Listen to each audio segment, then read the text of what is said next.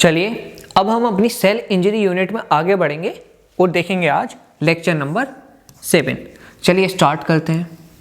देखो आज हमें देखना है नेक्रोसिस, और नेक्रोसिस काफ़ी इंपॉर्टेंट टॉपिक है, इसलिए ध्यान लगा कर देखना।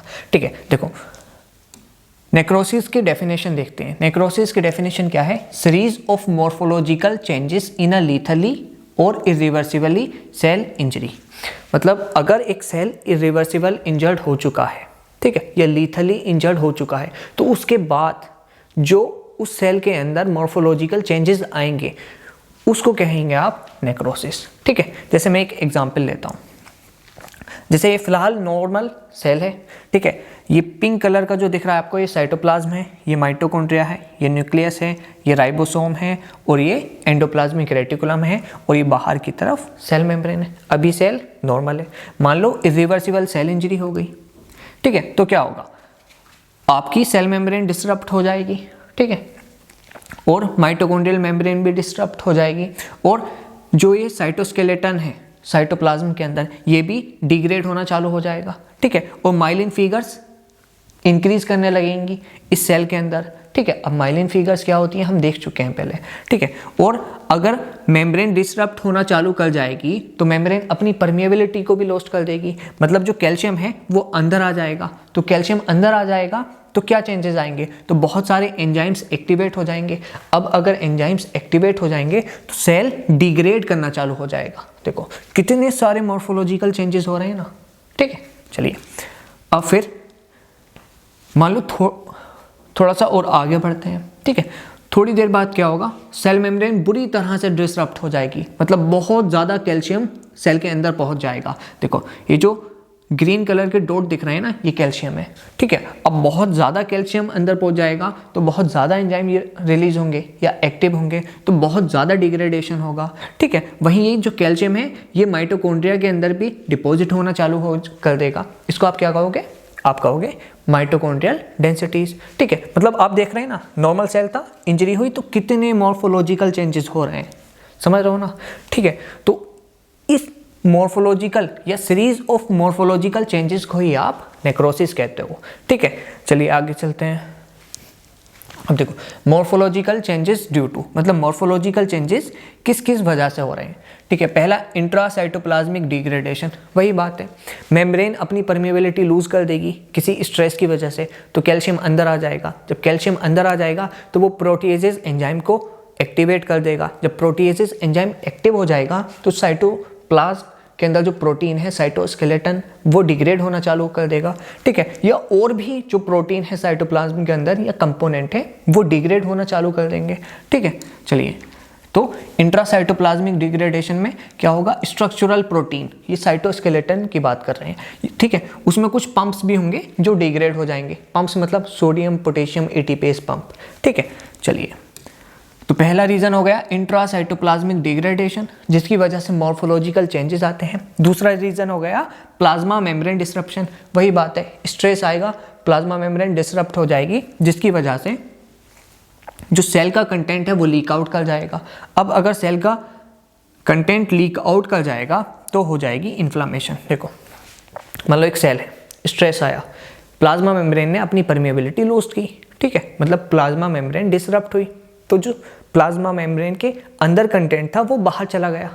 अब अगर सेल के बाहर कंटेंट होगा तो उस कंटेंट को क्लियर करना भी ज़रूरी है, तो उसके लिए आएंगे न्यूट्रोफिल। अब जब न्यूट्रोफिल आ जाएंगे तो वो जो सेलुलर गार्बेज था, जो भी मतलब सेल के अंदर से कंटेंट लीक हुआ था, उसको खाने लगेंगे। ठीक है, तो बहुत सारी इन्फ्लेमेशन रिएक्शन होंगी। ठीक है, इसलिए नेक्रोसिस में इन्फ्लेमेशन प्रेजेंट होती है, ध्यान रखना।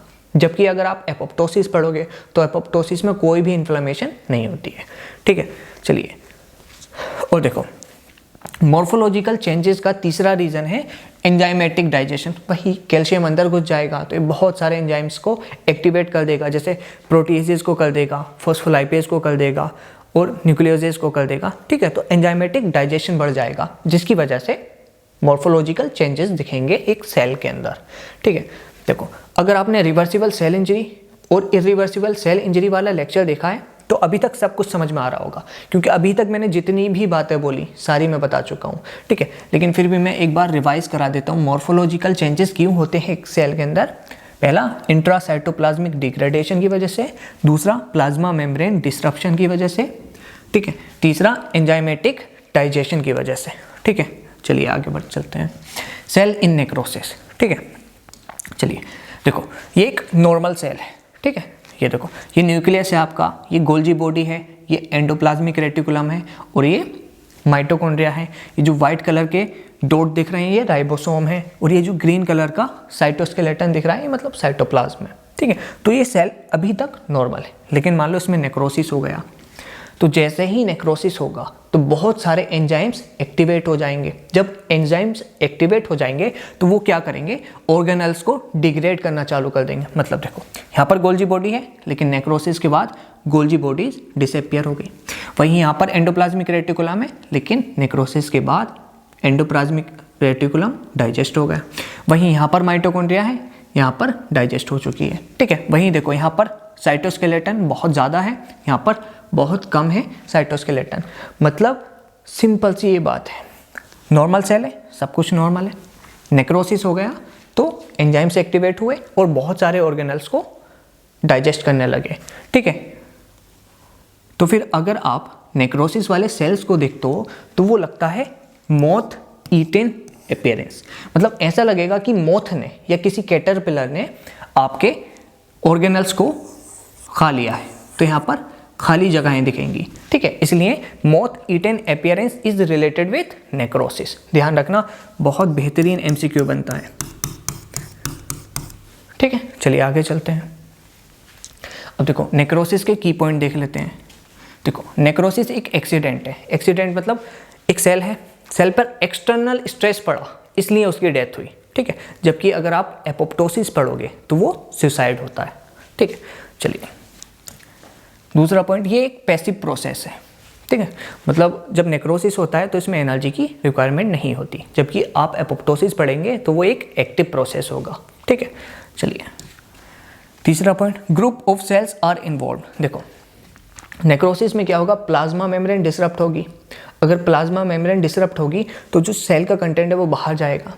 जब सेल का कंटेंट बाहर जाएगा तो बहुत सारे न्यूट्रोफिल्स आएंगे, मतलब एक वॉर चलेगी।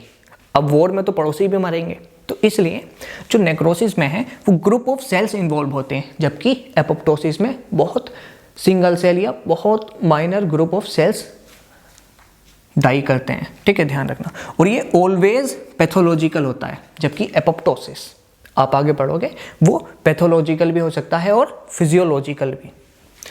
चलिए देखो, टाइप्स ऑफ नेक्रोसिस देख लेते हैं। पहला होता है कोआगुलेटिव नेक्रोसिस, दूसरा होता है लिक्विफेक्टिव नेक्रोसिस, तीसरा होता है कैसियस नेक्रोसिस, चौथा होता है फैट नेक्रोसिस, पांचवा होता है फाइब्रिनॉइड नेक्रोसिस, छठा होता है गैंग्रीन, सातवां होता है जेंकस डिजेनरेशन, ठीक है। चलिए अब देखो, लिक्विफेक्टिव नेक्रोसिस का एक और नाम है जो आपको पता होना चाहिए, वो है कोलिक्वेटिव नेक्रोसिस, ठीक है। और देखो, ये जो गैंग्रीन होती है ये दो तरीके की होती है, एक होती है ड्राई गैंग्रीन और एक होती है वेट गैंग्रीन, ठीक है। चलिए तो 1 2 3 4 5 6 7, ये 7 तरीके के नेक्रोसिस को हमें पढ़ना है। चलिए कोआगुलेटिव नेक्रोसिस से शुरुआत करते हैं। तो देखो, ये most common type of necrosis है, पहली चीज़ ये ध्यान रखना। और ये इसका जो मैकेनिज्म है वो है डीनेचुरेशन ऑफ प्रोटीन्स, ठीक है। मतलब जो सेल के अंदर प्रोटीन है उनका डीनेचुरेशन हो जाता है, इसलिए कोआगुलेटिव नेक्रोसिस होता है, ठीक है। चलिए, ओकर इन सॉलिड ऑर्गन, ठीक है। आपकी बॉडी में जितने भी सॉलिड ऑर्गन हैं उनमें कोआगुलेटिव नेक्रोसिस देखने को मिलेगा, ठीक है। अब आपकी बॉडी में सॉलिड ऑर्गन कौन कौन से हैं, देखो किडनी, तो किडनी के अंदर कोआगुलेटिव नेक्रोसिस मिलेगा, ठीक है। वहीं देखो, लीवर भी एक सॉलिड ऑर्गन होता है, ठीक है। वहीं स्प्लीन भी एक सॉलिड ऑर्गन होता है। वहीं देखो, हार्ट भी एक सॉलिड ऑर्गन होता है, ठीक है। तो किडनी, लीवर, स्प्लीन, हार्ट में कोआगुलेटिव नेक्रोसिस देखने को मिलेगा, ध्यान रखना। Occurs in solid organ except, ध्यान रखना, एक्सेप्ट ब्रेन। मतलब देखो, कोगुलेटिव नेक्रोसिस जो है वो कोगुलेटिव नेक्रोसिस जो है वो सारे सॉलिड ऑर्गन में देखने को मिलेगा, लेकिन जो ब्रेन है वो सॉलिड ऑर्गन है, लेकिन उसमें कोगुलेटिव नेक्रोसिस देखने को नहीं मिलेगा। ठीक है, ब्रेन में मिलेगा लिक्विफेक्टिव नेक्रोसिस। ठीक है, ध्यान रखना। और क्वेश्चन ये भी पूछा जाता है कि सॉलिड ऑर्गन में से सबसे ज़्यादा कोगुलेटिव नेक्रोसिस किस ऑर्गन में देखा जाता है, तो ध्यान रखना हार्ट में सबसे ज़्यादा कॉमन होता है कोगुलेटिव नेक्रोसिस। ठीक है, चलिए अब देखो, no enzymatic digestion. Coagulative necrosis में कोई भी एंजाइमेटिक डाइजेशन नहीं होता है। ठीक है, जबकि आप लिक्विफेक्टिव नेक्रोसिस पढ़ोगे तो उसमें एंजाइमेटिक डाइजेशन भर भर कर होता है, मतलब बहुत ज़्यादा होता है।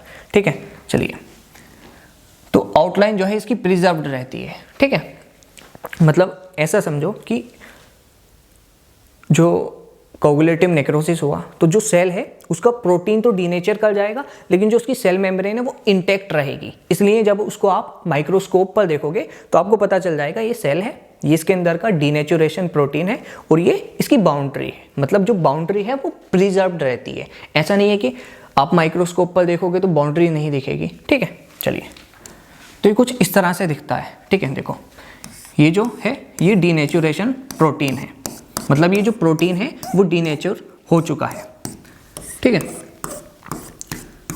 मतलब सेल डेथ कर चुका है, लेकिन देखो इसकी जो सेल मेम्ब्रेन है वो इंटैक्ट रहेगी। ठीक है, ध्यान रखना। मतलब ये ऐसा ही है, बाहर से तो आदमी एकदम मस्त दिख रहा है।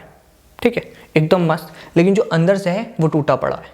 ठीक है, वहीं अगर आप इसको बाहर से देखोगे तो एकदम सेल मेम्ब्रेन इंटैक्ट दिखेगी, सब कुछ बढ़िया दिखेगा, लेकिन अंदर से एकदम प्रोटीन डिग्रेड कर चुका है। ठीक है, चलिए आगे चलते हैं।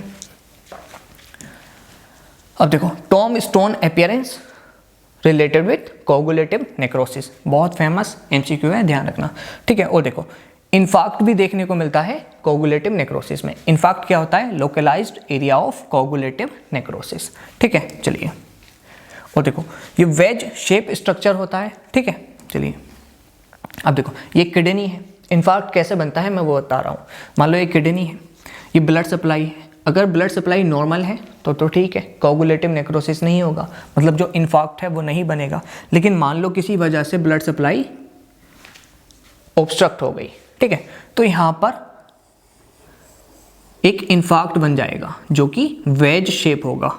कैसा शेप होगा? Veg shape structure. ठीक है, तो इन्फार्क्ट बन जाएगा। ठीक है, ध्यान रखना। तो इन्फार्क्ट क्या है? वेज शेप स्ट्रक्चर, और आप इसको ये भी कहते हो localized area of coagulative necrosis. ठीक है, मतलब ये जो इन्फार्क्ट बना है इतने पोर्शन में ही कोगुलेटिव नेक्रोसिस हुआ है। ठीक है, चलिए आगे चलते हैं। अब देखो इन्फार्क्ट के बारे में थोड़ा सा और पढ़ लेते हैं। ठीक है, देखो ये नॉर्मल ब्लड सप्लाई है। ठीक है, तो मान लो यहाँ पर ऑब्स्ट्रक्शन हो गया। अब अगर यहाँ पर ऑब्स्ट्रक्शन हो गया तो ये वाला जो टिश्यू है, ये वाला जो टिश्यू है, इसको ब्लड सप्लाई नहीं मिलेगी, तो यहाँ पर इन्फार्क्ट बन जाएगा। ठीक है, इन्फार्क्ट बन जाएगा इस तरह से कुछ। ठीक है, तो इन्फार्क्ट किसकी वजह से बनता है? इस्चीमिया की वजह से, मतलब रिड्यूस्ड ब्लड सप्लाई की वजह से। ठीक है, चलिए अब देखो जो इन्फार्क्ट होता है ना वो वेज शेप होता है। ठीक है, और इसके पास एक तो होती है अपेक्स, एक होती है बेस। ठीक है, आप चाहे पीछे देख लो, ये इन्फार्क्ट है तो ये हो गई अपेक्स और ये हो गई बेस। चाहे आप यहाँ पर देख लो, ये इन्फार्क्ट बना है तो ये हो गई अपेक्स और ये हो गई बेस। ठीक है, लेकिन खास बात ये है कि अपेक्स बनती है pointing toward site of obstruction, मतलब अपेक्स उस तरफ होगी जिस तरफ ब्लड वेसल में ऑब्स्ट्रक्शन हुआ है।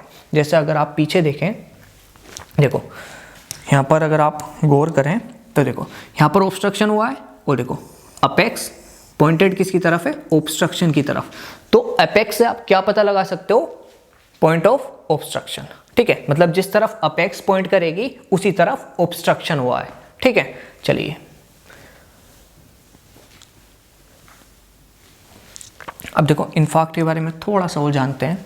ठीक है, देखो इन्फार्क्ट दो तरीके की होती है, एक वाइट इन्फार्क्ट, एक रेड इन्फार्क्ट। वाइट इन्फार्क्ट जो है वो सॉलिड ऑर्गन्स में होती है, जैसे हार्ट हो गया, किडनी हो गई। ठीक है, जबकि हाँ, और उन ऑर्गन में होती है जिनमें सिंगल ब्लड सप्लाई मिलेगी, जबकि रेड इन्फैक्ट होती है लूज ऑर्गन में, जैसे लंग्स हो गया, और ये उन ऑर्गन में मिलेगी जिसमें डबल ब्लड सप्लाई होगी। ठीक है, ये बस रटने वाला टॉपिक है, ये रट लो।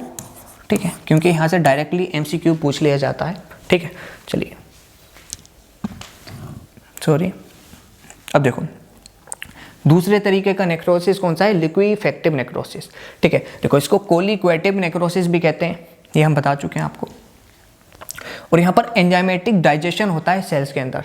ठीक है, देखो कोगुलेटिव नेक्रोसिस में एंजाइमेटिक डाइजेशन नहीं होता था, लेकिन लिक्विफेक्टिव नेक्रोसिस में एंजाइमेटिक डाइजेशन होता है। ठीक है, देखो इसका नाम क्या है, लिक्विफेक्टिव नेक्रोसिस, मतलब लिक्विड आ रहा है ना, इसमें क्या होता है, सॉलिड ऑर्गन को लिक्विफाई कर देता है, क्या, एंजाइम्स। ठीक है, मतलब एंजाइम्स का इतना डाइजेशन होगा या एंजाइम्स की एक्टिविटी इतनी ज़्यादा होगी कि सॉलिड ऑर्गन को लिक्विफाई कर देगा। ठीक है, चलिए, तो एंजाइमेटिक डाइजेशन ज़्यादा होगा तो सेलुलर आउटलाइन प्रिजर्व नहीं रहेगी। क्यों? क्योंकि मान लो एंजाइमेटिक डाइजेशन ज़्यादा है तो फोस्फोलाइपेज की एक्टिविटी भी ज़्यादा होगी। ठीक है, तो जो आपकी सेल मेम्ब्रेन है वो भी डाइजेस्ट होगी, तो इसलिए सेलुलर आउटलाइन जो है वो प्रिजर्व नहीं रहेगी। ठीक है, देखो यहाँ पर देखो, ये जो सेलुलर लाइन है ना, ये सारी टूट चुकी है। ठीक है, तो पहली चीज़, एंजाइमेटिक डाइजेशन नहीं होता है कोगुलेटिव नेक्रोसिस में, जबकि लिक्विफेक्टिव नेक्रोसिस में एंजाइमेटिक डाइजेशन होता है। दूसरी चीज़, सेलुलर आउटलाइन जो है वो प्रिजर्व्ड रहती है कोगुलेटिव नेक्रोसिस में, जबकि लिक्विफेक्टिव नेक्रोसिस में सेलुलर आउटलाइन प्रिजर्व्ड नहीं रहती है। ठीक है, तो ये दो डिफरेंस ध्यान रखना, कोलिक्वेटिव नेक्रोसिस में मतलब लिक्विफेक्टिव नेक्रोसिस में, और कोगुलेटिव नेक्रोसिस में। ठीक है, चलिए, और देखो इसके एग्जांपल है ब्रेन एंड पेनक्रियाज। ठीक है, कोई बता सकता है ये ब्रेन में और पेनक्रियाज में ही क्यों होता है? ठीक है, देखो लिक्विफेक्टिव नेक्रोसिस में एंजाइमेटिक डाइजेशन बहुत ज़्यादा होता है। ठीक है, तो अगर आप पेनक्रियाज की बात करेंगे तो वहाँ पर एंजाइम्स बहुत ज़्यादा होते हैं। ठीक है, जबकि आप ब्रेन की बात भी करेंगे तो वहाँ पर भी एंजाइम्स बहुत ज़्यादा होते हैं। तो यही कारण है कि ब्रेन में और पेनक्रियाज में लिक्विफेक्टिव नेक्रोसिस होता है। ठीक है, चलिए, अब देखो ब्रेन एक सॉलिड ऑर्गन है, और हमने कोगुलेटिव नेक्रोसिस में पढ़ा था कि जितने भी सॉलिड ऑर्गन हैं उनमें कोगुलेटिव नेक्रोसिस होगा, लेकिन एक्सेप्शन था। एक्सेप्शन क्या था? ब्रेन का। ठीक है, तो ब्रेन के बारे में स्टडी करनी पड़ेगी कि क्यों ये सॉलिड ऑर्गन है, मतलब ये है तो सॉलिड ऑर्गन, उसके बावजूद भी इसमें लिक्विफेक्टिव नेक्रोसिस हो रहा है। चलिए देखते हैं, देखो ये सॉलिड ऑर्गन है, ठीक है, उसके बावजूद भी इसमें लिक्विफेक्टिव नेक्रोसिस होता है। वो इसलिए क्योंकि पहली चीज़, इसके अंदर एंजाइम्स ज़्यादा होते हैं, तो एंजाइम्स ज़्यादा होंगे तो एंजाइमेटिक डाइजेशन होगा। एंजाइमेटिक डाइजेशन किसका कैरेक्टरिस्टिक फीचर है? लिक्विफेक्टिव नेक्रोसिस का।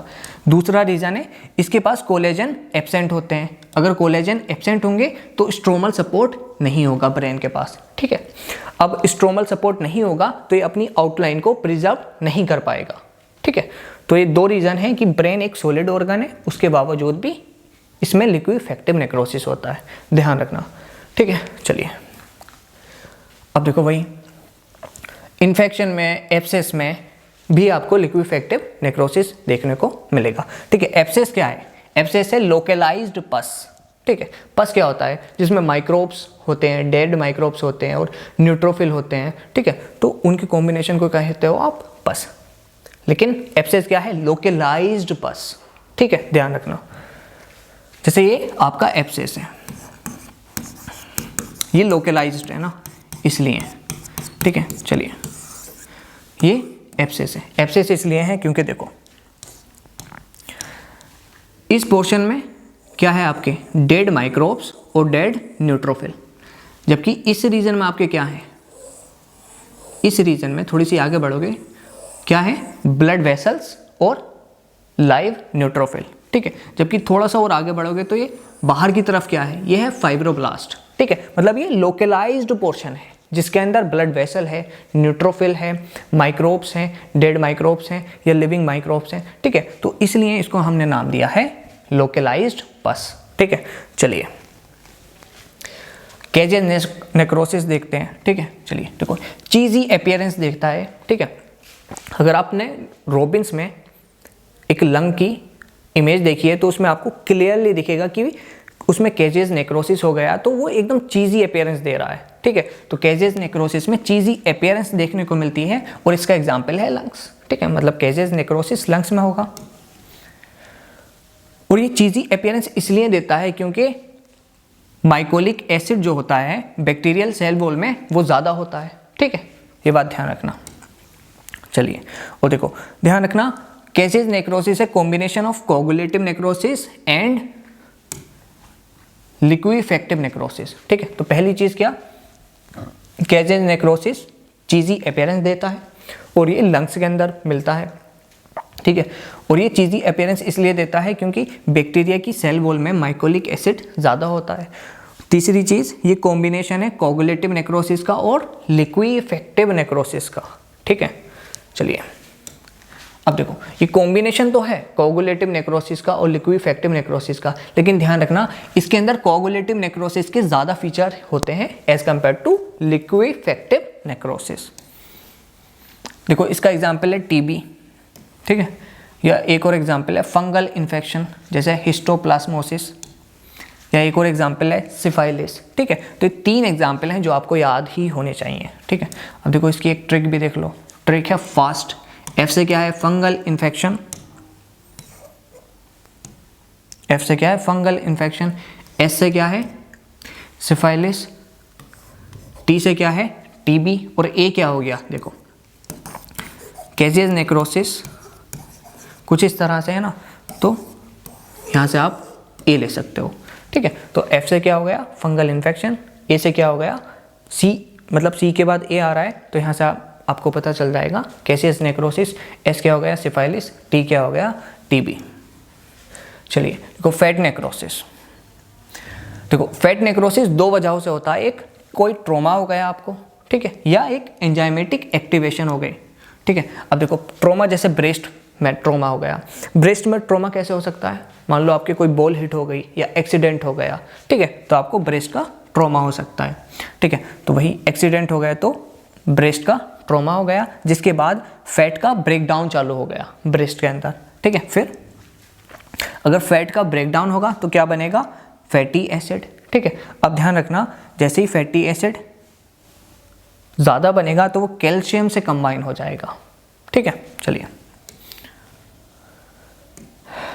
वेट, जैसे ही फैटी एसिड ज़्यादा बनेगा तो वो कैल्शियम से कंबाइन हो जाएगा, ठीक है। फिर क्या होगा, फिर देखते हैं।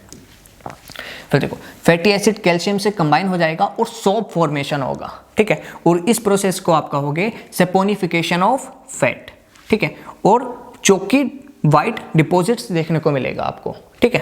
तो ध्यान रखना केजेस नेक्रोसिस में आपको चीज़ी अपीयरेंस देखने को मिलेगी, जबकि फैट नेक्रोसिस में आपको चौकी वाइट डिपॉजिट्स देखने को मिलेंगे, ठीक है। चलिए तो ट्रोमा की वजह से फैट नेक्रोसिस कैसे होता है आपको पता चल गया।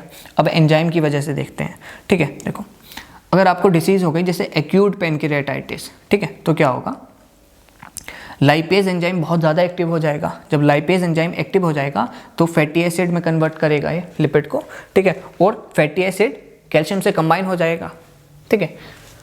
फैटी एसिड कैल्शियम से कंबाइन हो जाएगा और बनाएगा सोप। इस प्रोसेस को आप क्या कहोगे सेपोनिफिकेशन ऑफ फैट, ठीक है। फिर भी आपको चौकी वाइट देखने को मिलेगा, ठीक है। तो फैट नेक्रोसिस उम्मीद है समझ में आया होगा, ठीक है।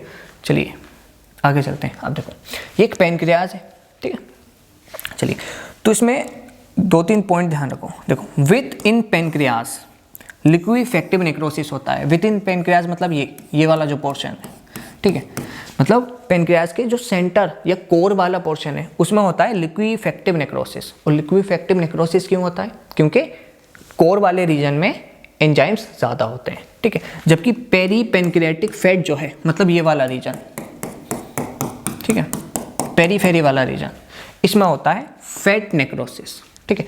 अब पेरी पैनक्रियाटिक फैट में फैट नेक्रोसिस क्यों होता है, क्योंकि यहाँ पर फैट ज़्यादा होता है, ठीक है। चलिए तो ये नोट पॉइंट ध्यान रखना, पेरी पैनक्रियाटिक फैट में फैट नेक्रोसिस होता है, पैनक्रियाज में सिर्फ अगर पैनक्रियाज लिखा हो तो वहाँ पर होता है लिक्विफेक्टिव नेक्रोसिस, ठीक है। चलिए अब देखो फाइब्रिनोइड नेक्रोसिस देख लेते हैं, ठीक है। देखो फाइब्रिनोइड नेक्रोसिस में क्या होता है, मान लो ये ब्लड वेसल है, ठीक है, अब किसी वजह से ये एंडोथेलियल सेल्स डैमेज हो गए, ठीक है। अब जैसे ही एंडोथेलियल सेल डैमेज हो जाएंगे तो जो प्लाज्मा प्रोटीन है वो लीक आउट कर जाएगा और वो ब्लड वेसल्स के यहाँ पर चला जाएगा, मतलब इनसाइड चला जाएगा और आपको पिंकिश डिपोजिशन देखने को मिलेगा।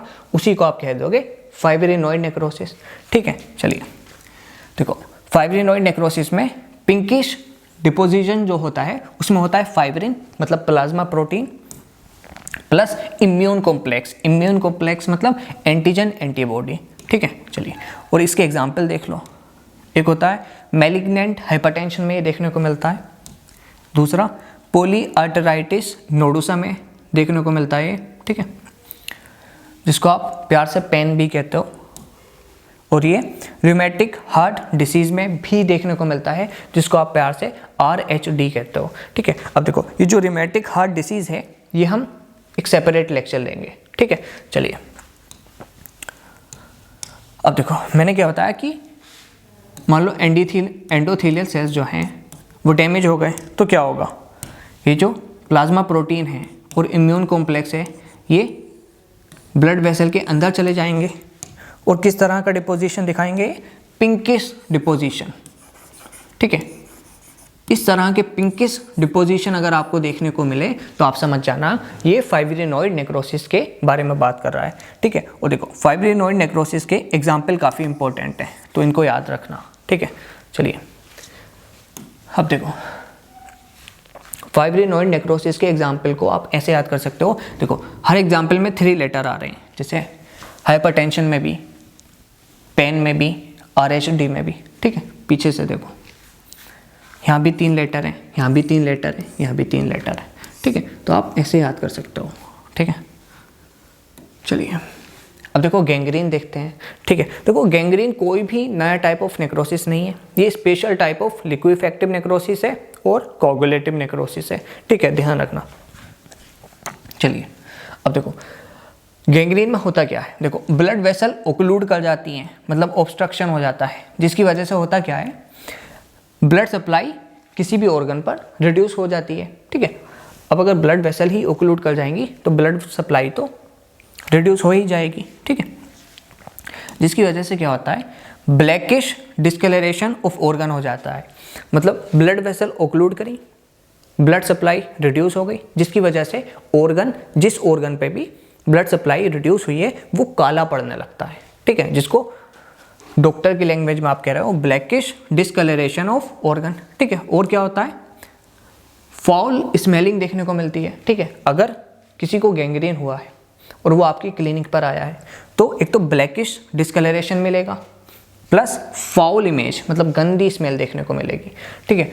तो ये गैंग्रीन का इंट्रोडक्शन है, ठीक है।